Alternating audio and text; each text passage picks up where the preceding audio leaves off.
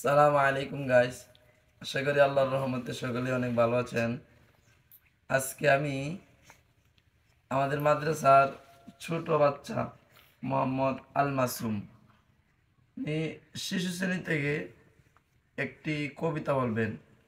কবিতার অর্থ এত সুন্দর যা আপনি না শুনলে বুঝতেই পারবেন না।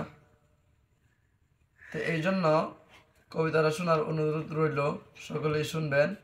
এখন আল মুমিনের কবিতাটা বলবো। হ্যাঁ আল মুমিন, তুমি বলো কবিতাটা। আসসালামু আলাইকুম ওয়া রাহমাতুল্লাহি ওয়া বারাকাতুহু।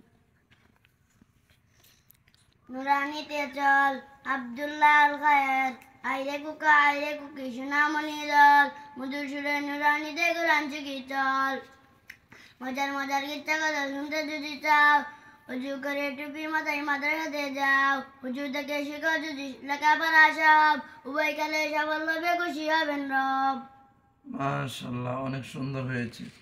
আরো শিখতে হবে, এভাবে আরো অনেক দূরে এগিয়ে যেতে হবে ইনশাআল্লাহ।